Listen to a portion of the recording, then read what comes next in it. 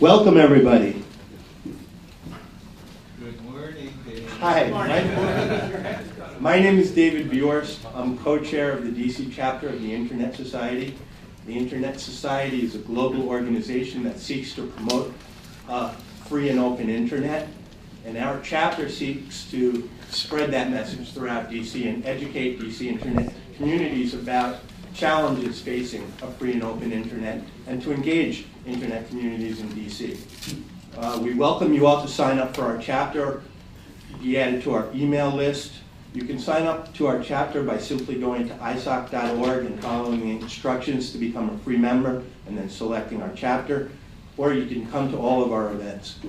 We have plenty of events coming up that I'll tell you about in a little while. We have a really amazing presentation today. When we talk about a free and open internet, for the most part, we mean free in the political sense. However, today's panelists are working on making the internet free in the economic sense.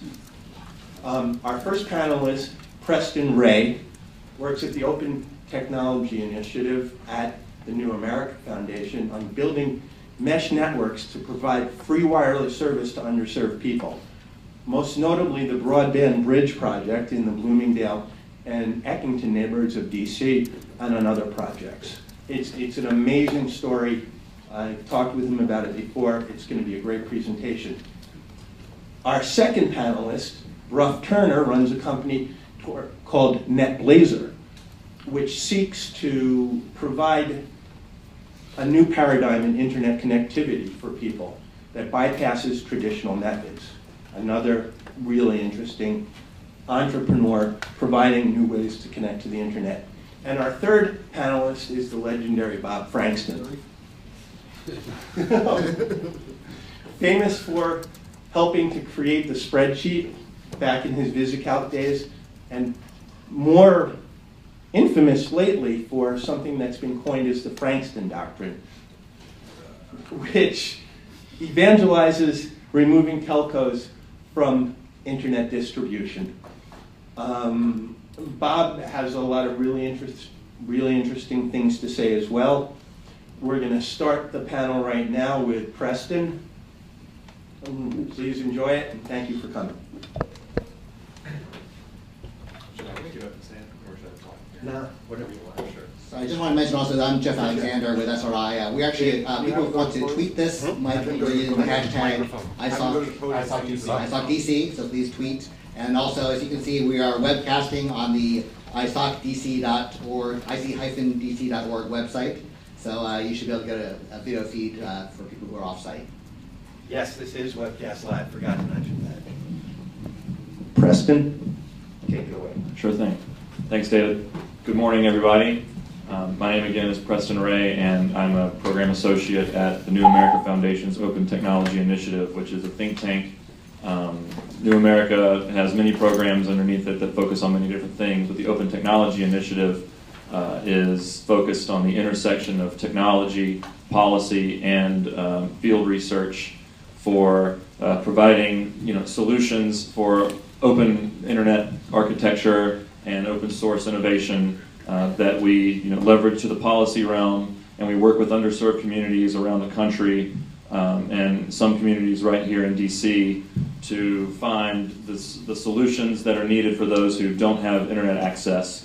One thing that we believe at OTI is that often those who are least well served by technology are those who are most likely to have the best solutions for improving it.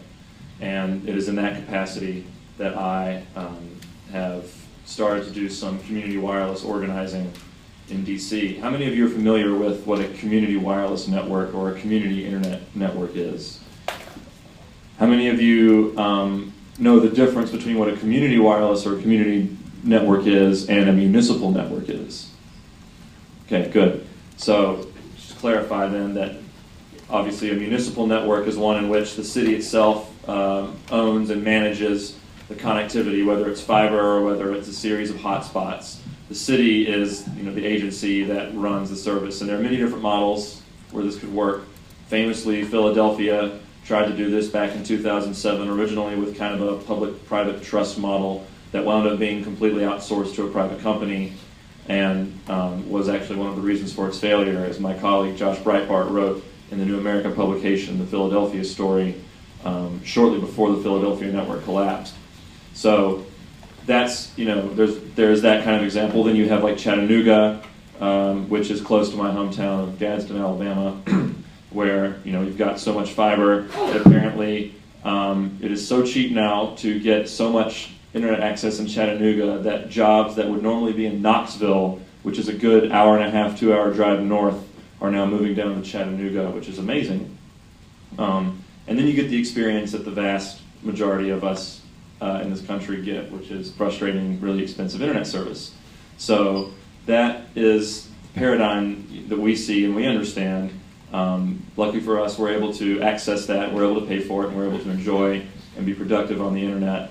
But so many folks lack digital literacy, or through the circumstances of their lives, lack even the ability to gain understanding to this powerful medium.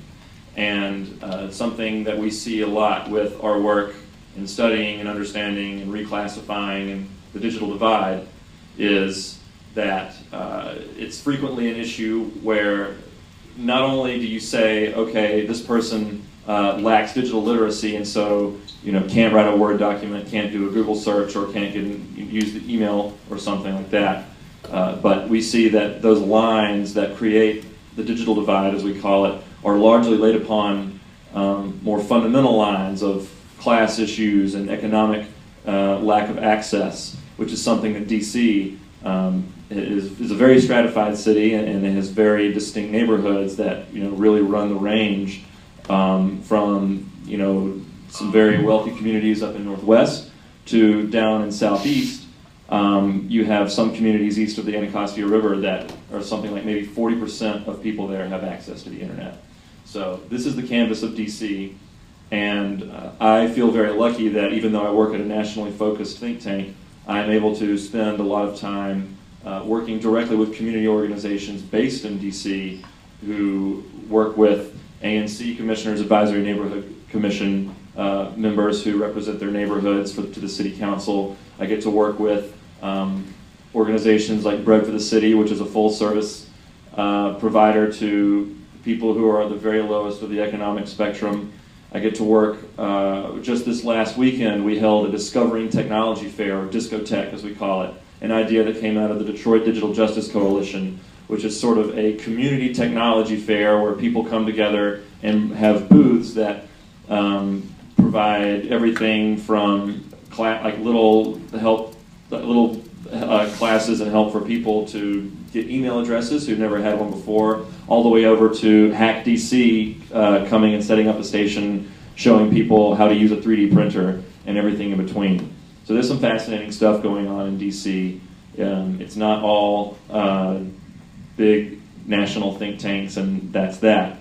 And I was joking earlier that the other two folks who are going to speak on the panel have PowerPoint presentations, but lucky me, my presentation is visible outside the window, which has to do with the neighborhoods of DC. So, municipal networks and community networks. I'm working primarily, my time in DC is spent organizing with two different neighborhoods for community wireless networks. And those are two different models, and that kind of is the crux of what I'm working on right now, is the difference between the different ways that different communities need to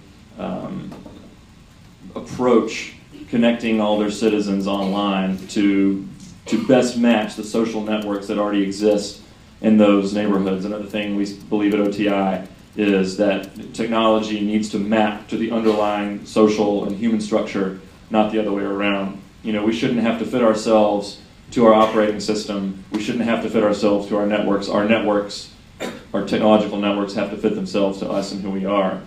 And this is something that giant telecom companies, it is simply not profitable to operate that way. I find it really fascinating that we have whole neighborhoods, we have whole cities where, thanks to the internet and thanks to telecom conglomeration, the very ability to communicate in a modern context has been entirely outsourced from within our communities.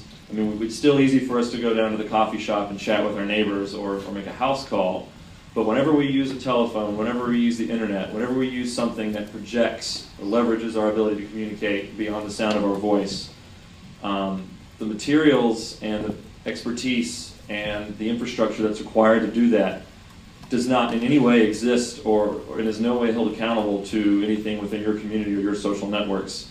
I mean, in Mount Pleasant, the neighborhood that I live in, which is just kind of straight up there, you know, whenever I make a phone call, then on my cell phone, it bounces off to a tower that's like 3 miles away, and that's the same tower that people in neighborhoods in the entire north central part of DC are accessing.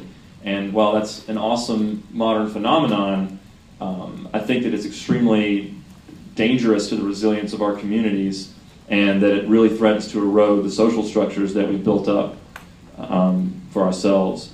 So to that end, the community wireless networks that I'm helping organize, one in Mount Pleasant where I live, and then also the Broadband Bridge Network, which existed before me, but which I'm helping out with, which is based in Bloomingdale and Eckington, and also in Shaw, and is starting to expand even beyond there.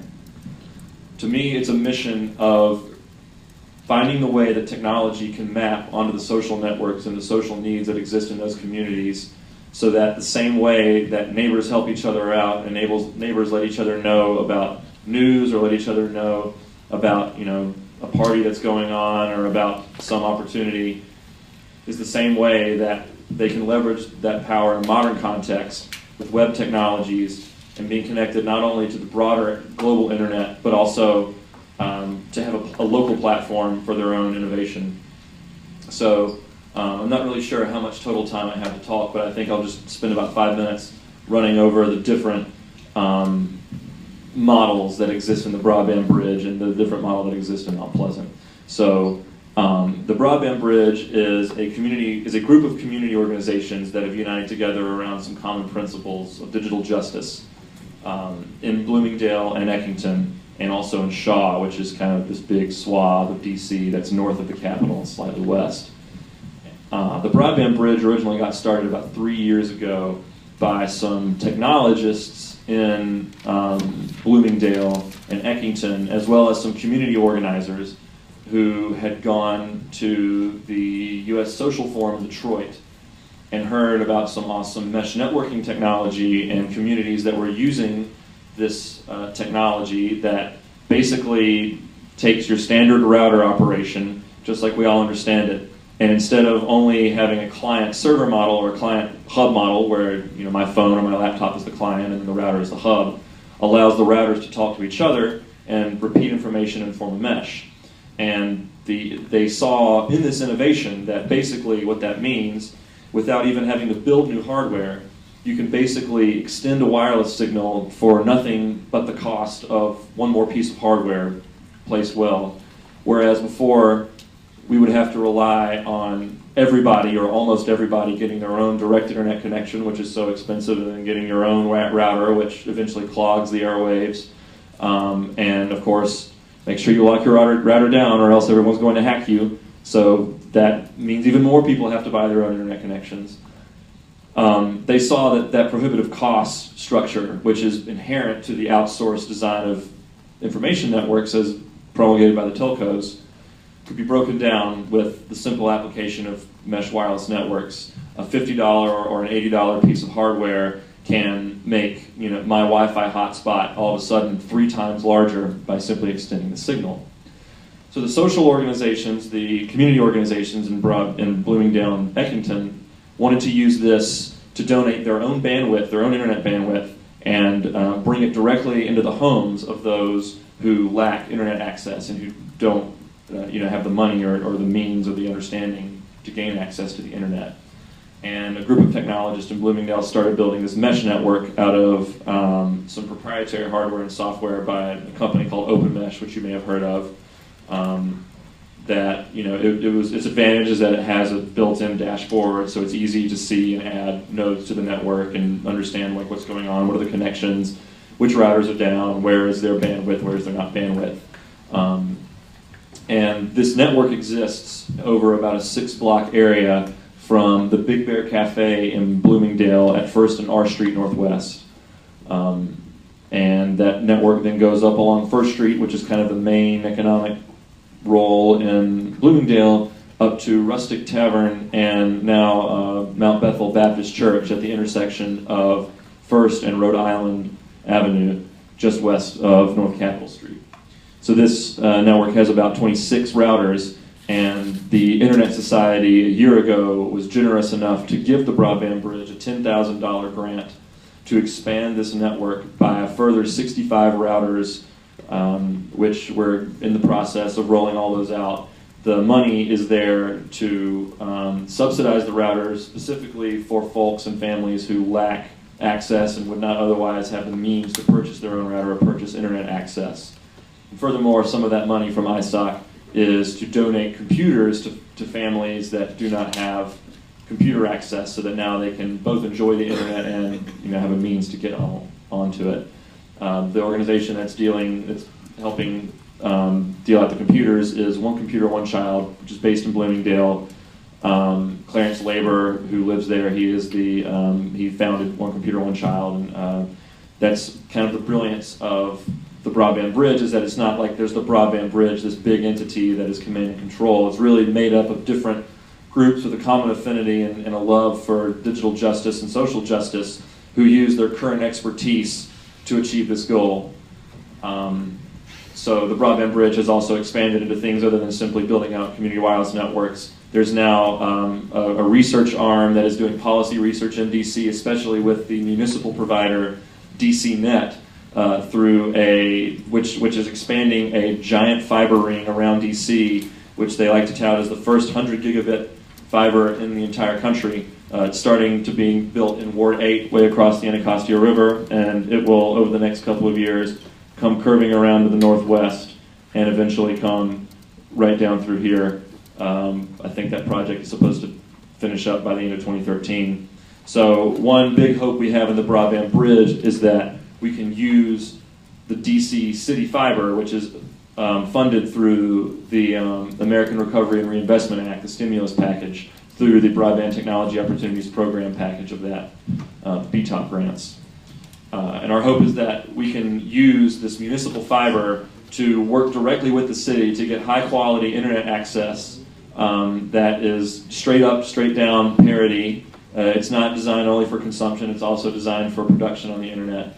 And that we could bypass the telecom companies that have done so much